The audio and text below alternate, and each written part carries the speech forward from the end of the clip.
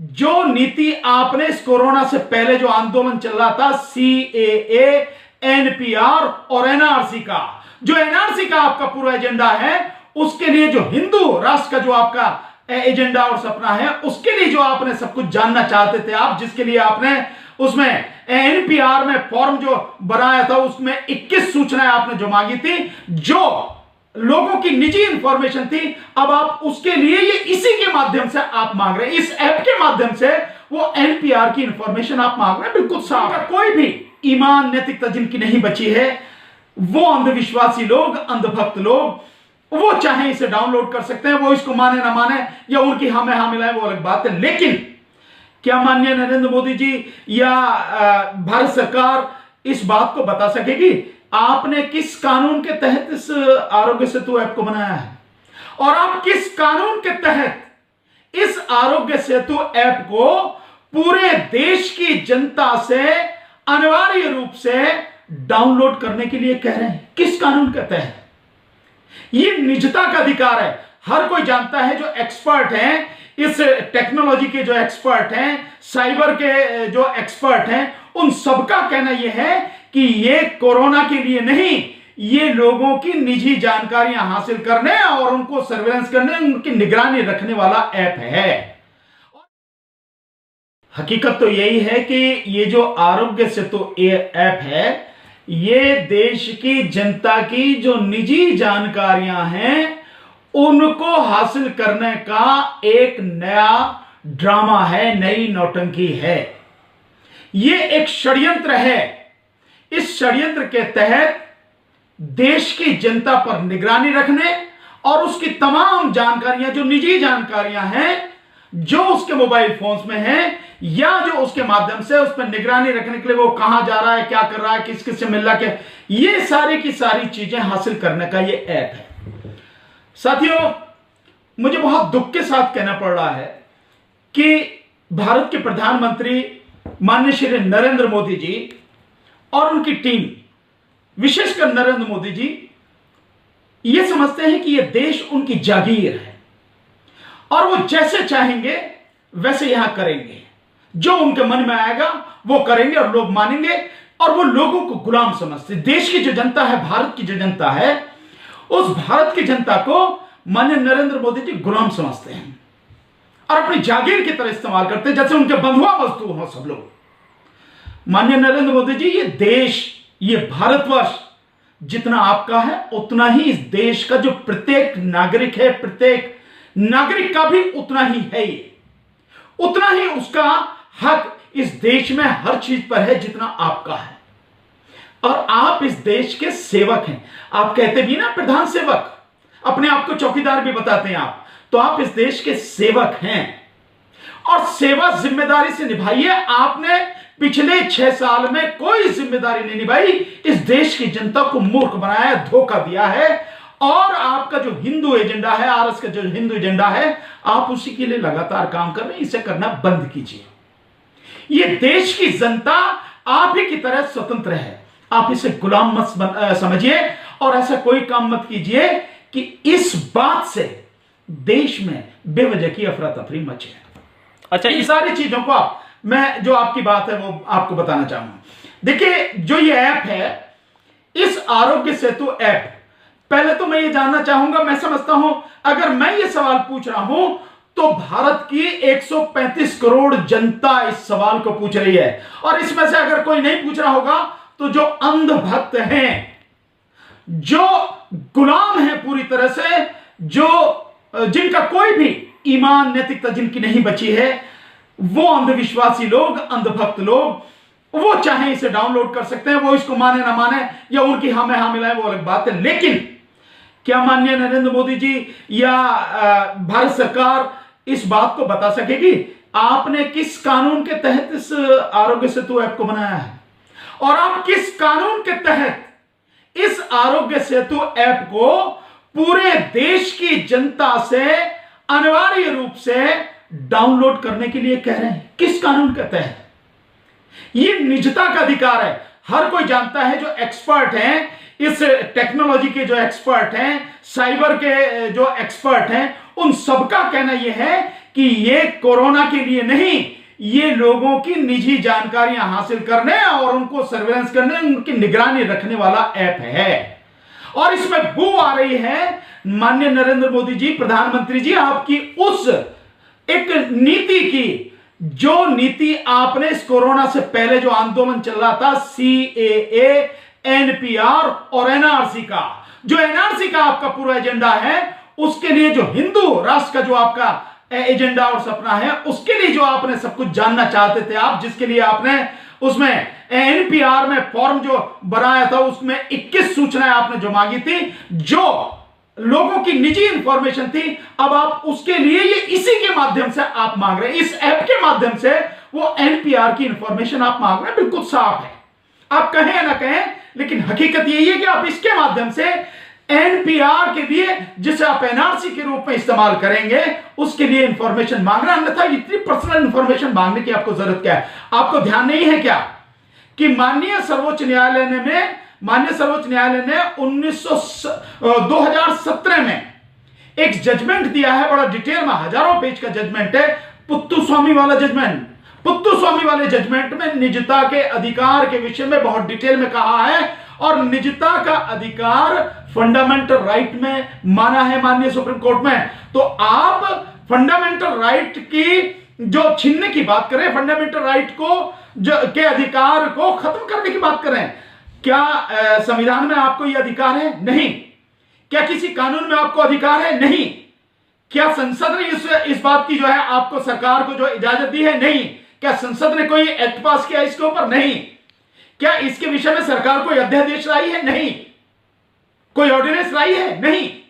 किस कानून के तहत आप ये अपना आरोग्य ऐप बना के और सारे लोगों से, देश की पूरी जनता से इसको आप डाउनलोड करने की बात करें? किससे अधिकार से आप अनिवार्य बना रहे हैं?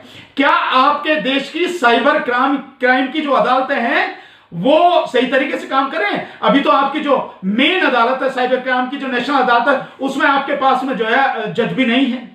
आपका साइबर क्राइम का जो कानून है वो पूरी तरह से बेकार है। हजारों नहीं, कितने ही मुकदमे उसमें पड़े, कहीं मुकदमे का निपटारा नहीं होता, कोई नहीं है। कितने ही लोगों की जानकारियां चली गई हैं, इसमें सारे लोगों के जो बैंक अकाउंट्स हैं, लोगों की और हर तरह की पर्सनल जानकारियां हैं, वो सारी इसमें, और सारे आप लेना चाहते हैं। क्यों लेना चाहते हैं आप? क्योंकि आपकी नीयत है, सरकार की नीयत है NRC करने की, और उसके लिए NPR, क्योंकि कोरोना की वजह से वो रुक गया, तो आप इसके माध्यम से वो जानकारी लेना चाहते हैं। सरकार इस ऐप को कंपलसरी करना चाहती है, और हमने देखा है कि जैसे स्कूलों में बच्चे पढ़ रहे हैं, उनके पेरेंट्स के पास मैसेज आ रहे हैं कि आप इस ऐप को डाउनलोड करें और हमें बताइए कि आपने ये करा है या नहीं करा। और इस तरीके से और भी कुछ ऐसी खबरें आ रही हैं कि जैसे कुछ चीज़ों में आपको इसका खामियाजा भुगतना पड़ेगा, जैसे मेट्रो में सफ़र में दिक्कत आएगी, या और कुछ चीज़ों में इसमें दिक्कत आ सकती है। किसी चीज में दिक्कत नहीं आएगी, ये सिर्फ डराने की है। इसका कोरोना का डर फैला के इस ऐप के माध्यम से डराने की कोशिश है, और जबरदस्ती डाउनलोड कराने की जरूरत है। किसी स्कूल की हिम्मत नहीं है, कोई स्कूल एडमिनिस्ट्रेशन, कोई बोर्ड कुछ नहीं कह सकता, कोई एजुकेशन मिनिस्टर नहीं कह सकता कि आप इस ऐप को डाउनलोड करें। किसी को भी इस ऐप को डाउनलोड करने की जरूरत नहीं है। बल्कि मैं तो इससे आगे कहूंगा कि ये जो डराने की मेट्रो में नहीं चल पाएंगे इसकी वजह से, या स्कूलों से बच्चों को निकाल दिया जाएगा, एक भी बच्चे को कोई भी निकाल के तो देखे। कोई स्कूल एडमिनिस्ट्रेशन सिर्फ इस ऐप के डाउनलोड ना करने के लिए कहीं नहीं हो सकता, किसी हालत में नहीं हो सकता। किसी को डरने की जरूरत नहीं है, क्योंकि ये पूरी तरह से गैर कानूनी है, असंवैधानिक है। सरकार फंडामेंटल राइट को छीनना चाहती है, फंडामेंटल राइट पर कुठाराघात है, देश के संविधान पर कुठाराघात है, और ये इस सरकार का, इस भाजपा मोदी सरकार का षड्यंत्र है NRC करने के लिए। इस NPR नहीं कर पाई, NPR रुक गया, उसके लिए इस ऐप के माध्यम से सारी जानकारियां सरकार लेना चाहती है। सरकार तो ये किसी के खिलाफ भी कोई कार्रवाई नहीं हो सकती। सरकार तो ये कहती है कि इससे बीमारी का पता लगता है, कौन लोग कितने कोविड उससे अगर इससे बीमारी का पता लगता तो तुम्हारी तो कोई औकात ही नहीं है, तुम तो टेक्नोलॉजी में कुछ हो ही नहीं।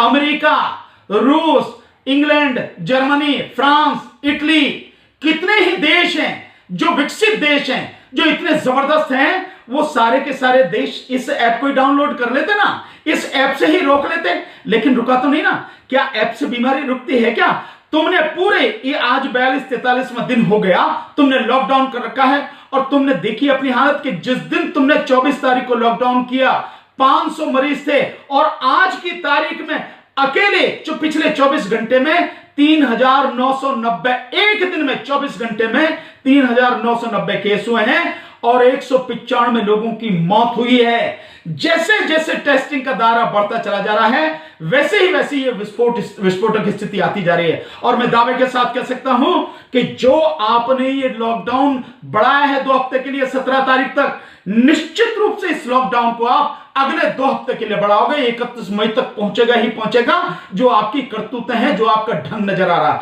क्योंकि जो इस बीमारी को कैसे खत्म किया जाए वो आपकी समझ के बाहर है। जो डॉक्टर्स को, मेडिकल स्टाफ को, पुलिस वालों को, सफाई कर्मचारियों को, जो इस कोरोना से जो सीधे सीधे लड़ रहे हैं, फाइट कर रहे हैं, फ्रंट पे हैं, उनको जो पर्सनल प्रोटेक्शन किट देनी चाहिए वो आप नहीं दे रहे हैं। सो उनकी जगह बाकी आप नौटंकी कर रहे हैं। कभी आप फूल बरसाते हैं, आप हेलीकॉप्टर से फूल बरसाते हैं, कश्मीर से लेकर कन्याकुमारी तक और कच्छ से लेकर आसाम तक आप फ्लाई पास करते हैं। ये सब नौटंकी बंद करो और ध्यान से इसको कैसे खत्म किया जाए।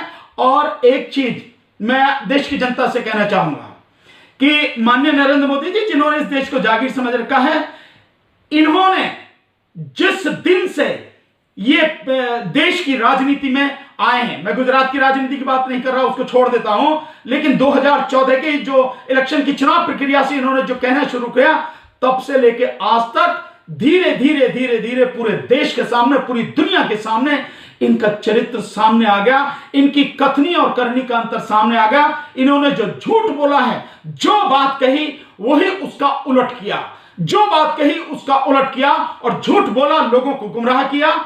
आज फिर ये आरोग्य सेतु ऐप के माध्यम से गुमराह करना चाहते हैं। मैं देश की जनता से कहना चाहता हूं, जब तक माननीय प्रधानमंत्री नरेंद्र मोदी जी इन सवालों का जवाब नहीं देते हैं और जब तक पूरी तरह से साइबर सिक्योरिटी कंफर्म ना हो जाए, हमारा डाटा कहीं भी किसी हालत में गलत हाथों में ना चला जाए, लीक ना हो जाए, कुछ ना हो जाए, और बल्कि मैं इससे आगे कहूंगा कि चाहे जो कर ले सरकार, इस आरोग्य सेतु ऐप को डाउनलोड करने की जरूरत नहीं है, किसी को भी नहीं करना चाहिए, अंधभक्तों को छोड़ के।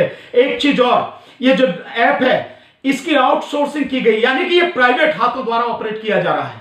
ये प्राइवेट कंपनी है जो इसको जो ऑपरेट कर रही है, यानी हमारा जो डाटा है वो प्राइवेट हाथों में। इस देश में इतने बेईमान लोग हैं और सरकार से जुड़े हुए जो लोग हैं प्राइवेट, चाहे बिजनेसमैन हो कुछ हो, उनकी बेईमानी का तो कोई हिसाब ही नहीं है। लाखों करोड़ रुपए इस देश के हजम कर गए, हर जगह हर पल बेईमानी है। और ये हमारा जो सारा आंकड़ा लेके, सारा डाटा लेके उसको किसी और को नहीं बेच देंगे, इस बात की क्या गारंटी है? कोई गारंटी नहीं है ना। लूटा है इन्होंने, जो अभी जो लुटेरों के माफ किए हैं 68,660 करोड़ रुपए, जो 50 टॉप के जो लुटेरे हैं, जो विदेशों में बैठे, जिनके माफ किए हैं, जिनमें वो सारे हैं नीरव मोदी और मेहुल चौकसी वगैरह, वो सारे, और जो माल्य वगैरह और बाबा रामदेव वगैरह, इन सारे के सारे जो हैं, उन सबके जो पैसे माफ किए हैं।